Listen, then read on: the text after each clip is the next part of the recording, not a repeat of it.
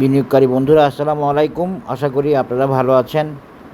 আজকে আমি আপনাদেরকে টেক্সটাইল সেক্টরের একটা আইটেম ফেকডিলের রিনিউ অথবা রিভিউ অ্যানালিসিস যেটাই বলেন শেয়ার করব।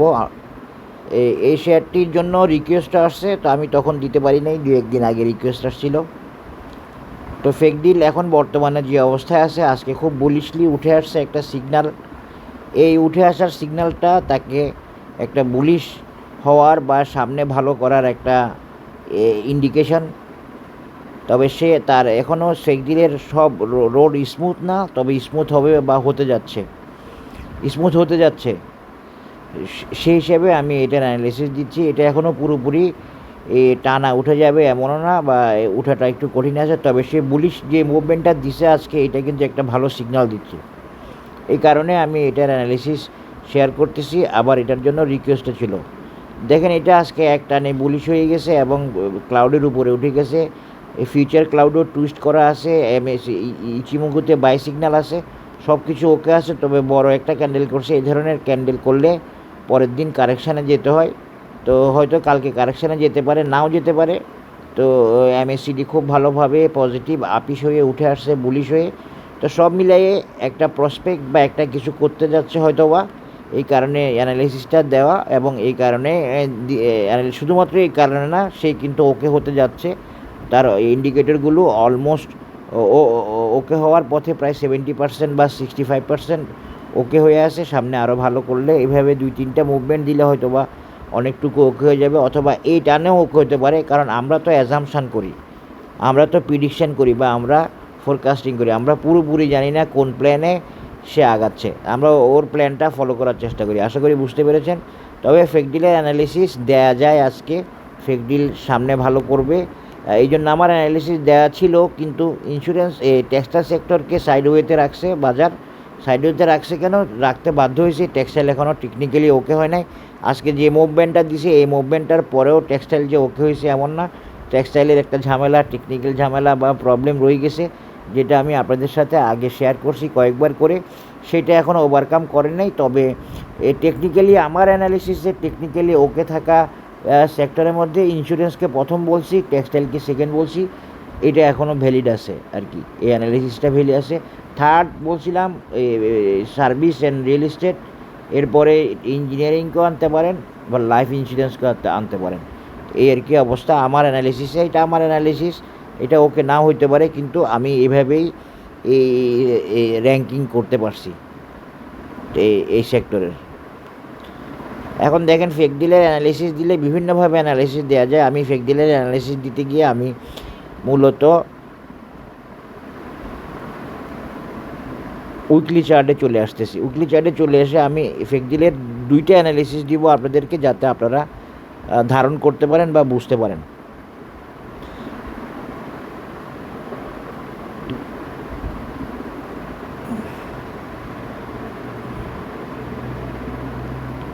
ফেকডিলের একটা অ্যানালিসিস এমন হতে পারে, এখন যেটা দিচ্ছি এইটা।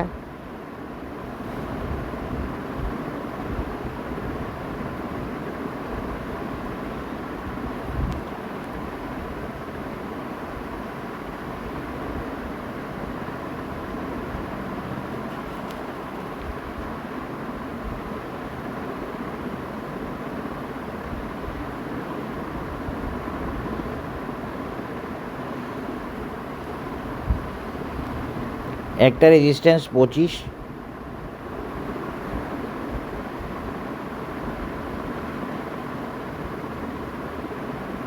আরেকটা রেজিস্ট্যান্স 30। এটা একটা ফেকডিলের target, for the period of mid term বলতে পারেন, শর্ট টার্ম না বলি, মিড টার্ম বলেন এটাকে। এটা হলো একটা মিড টার্ম অ্যানালিসিস। ফেকডিলের 25 টাকা যাওয়া, নইলে এর পরের টার্গেট হচ্ছে 30 টাকা যাওয়া। তো পথ অনেক দূরে, এখনও অনেক বাকি, অপেক্ষা করতে হবে। যারা নিয়ে বসে আছেন, মূলত আমার অ্যানালিসিসটা যারা এই শেয়ারটি নিয়ে বসে আছেন বা হোল্ড করছেন তাদের জন্য, এবং যারা নিতে চাইতেছেন তাদের জন্য ভবিষ্যতে। আমি কাউকে কোনো ধরনের আলাদাভাবে আমি অ্যানালিসিস দিচ্ছি ইন্স্যুরেন্সের অনেক বেশি, বা অন্য সেক্টরে কম দিচ্ছি। এটা দ্বারা এটা বোঝে না যে আমি অন্য সেক্টর নিতে না করি বা ইন্স্যুরেন্স নিতে খুব বেশি বলি। আমি ইন্স্যুরেন্সের অ্যানালিসিস বেশি দিচ্ছি, ইন্স্যুরেন্স আগানো আছে, আগানো ছিল, আমি মনে করছি যে বেস্ট। যখন খুব খারাপ অবস্থা বাজারে, সবাই ইন্স্যুরেন্সের ব্যাপারে নেগেটিভ 3-4 মাস আগে আমি বলে গেছি যে নাম্বার ওয়ান উঠে আসতে সবার আগে ও আসবে, ও আসতে পারে, কারণ টেকনিক্যাল বেসিসে। তো টেকনিক্যাল বেসিসে টেক্সটাইলকে আমি সেকেন্ড রাখছি, টেক্সটাইলকে আমি গুরুত্ব দেওয়া শুরু করে দিব, কোনো অসুবিধা নাই। যখনই আমার কাছে সিগন্যাল দিবে টেক্সটাইল সেক্টর, আমি তখনই গুরুত্ব দেওয়া শুরু করব। এর মধ্যেও আমার অনেকগুলো আপনাদের রিকোয়েস্ট সহ এমনিতেও আমি অনেকগুলো আইটেম সাজেস্ট করেও রাখছি, অ্যানালিসিস দিয়ে রাখছি, সেগুলো সব ভ্যালিড আছে, কোনো অসুবিধা নাই সেগুলোতে। আশা করি বুঝতে পারছেন। এই যে দেখেন, এখন ফেক ডিলের আমরা অ্যানালিসিস পেয়ে গেছি, এটা হলো অবস্থা, এই হলো ফেক ডিলের অবস্থা। কারণ আপনারা তো ফেক ডিলের সাপোর্ট রেজিস্ট্যান্স এগুলো পাবেন না, আমি একটু দেখাই দিই।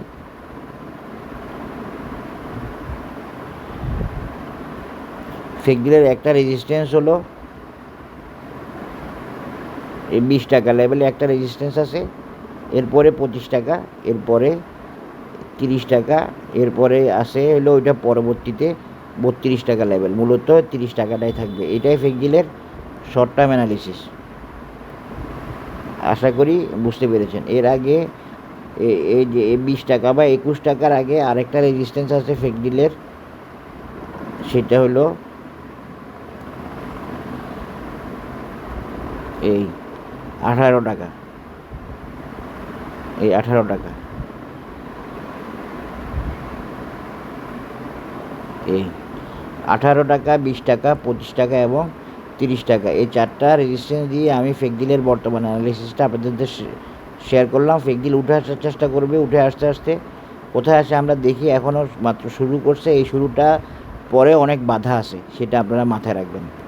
এই শুরুটার পরে বাধা আছে, তা না উঠে আসাটা কঠিন আছে, সব কিছু ম্যানেজ করে ওকে উঠে আসতে হবে। সুতরাং আজকের মুভমেন্টটাকে অনেক কিছু মনে করার সুযোগ নেই, তবে হ্যাঁ একটা ভালো স্টার্টিং মনে হচ্ছে, একটা ভালো ক্যান্ডেল ভালো কিছু দেওয়ার ইঙ্গিত দিচ্ছে, এতটুকু আশা করা যায়, এতটুকু বলাটা যাবে অবশ্যই।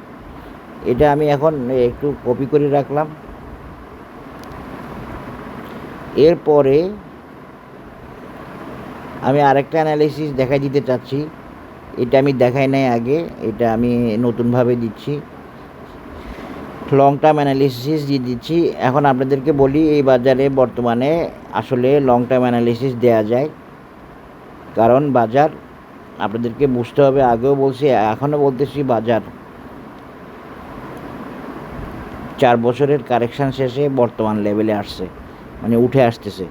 সুতরাং বাজার যতটুকু উঠার অতটুকু উঠবেই, এবং সর্বোচ্চ টার্গেটে যাবে এই বাজার এই মুভমেন্ট থেকে, মানে এখন থেকে ইনশাল্লাহ।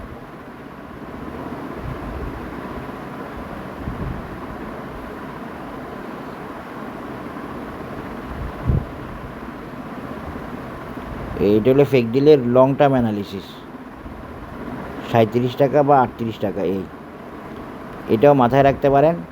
এটাও দেখাই দিচ্ছি, একটা টার্গেট হলো ওই যে 25 টাকা বলছিলাম, যে ওই 25 টাকা লেভেলই প্রায়, এই 25 টাকা বা 26 টাকা লেভেল, আর একটা হলো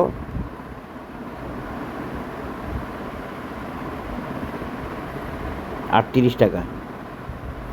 এটা লং টার্ম অ্যানালিসিস ফেক ডিলের, আশা করি বুঝতে পেরেছেন আপনারা। এছাড়া আমরা যদি আরও দেখানোর চেষ্টা করি, যেমন ধরেন এভাবে কিছু একটা দেখানো যেতে পারে ফেক ডিলের,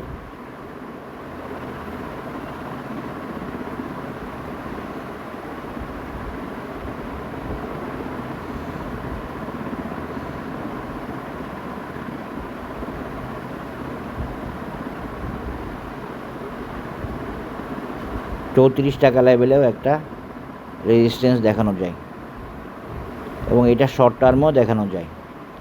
এই আর কি, শর্ট টার্মে আমি যেটা দেখাইছি ওইটাই ওকে, ওইটাই পারফেক্ট আছে, এর বাইরে যাওয়ার দরকার নাই। আর এটা হলো long term analysis fake deal. আশা করি আপনারা বুঝতে পেরেছেন। আমি একটু ফিবোনাচি টেনে দেখার চেষ্টা করি। ফেক ডিল 34 টাকায় একটা রেজিস্ট্যান্স আছে, এটা মাথায় রাখবেন। এই তিনটে হচ্ছে ফেক ডিলের লং টার্ম অ্যানালিসিসের টার্গেট লেভেল। 34, 38 এবং 26 বা 25। আর এখানে একটা রেজিস্ট্যান্স আছে, সেটা হলো 21 টাকা। এটা হলো ফেকডিলের লং টার্ম এবং শর্ট টার্ম সবই বলতে পারেন এখন, কারণ আমি সব দেখাই দিছি। এখানে 26 দেখাইছি, 20 দেখাইছি, 21 দেখাইছি এবং 34 দেখাইছি এবং 38 দেখাইছি ক্লাসিক সি হর্স প্যাটার্ন দিয়ে। আশা করি বুঝতে পেরেছেন আপনারা। সবাই ভালো থাকবেন, ধন্যবাদ, আসসালামু আলাইকুম।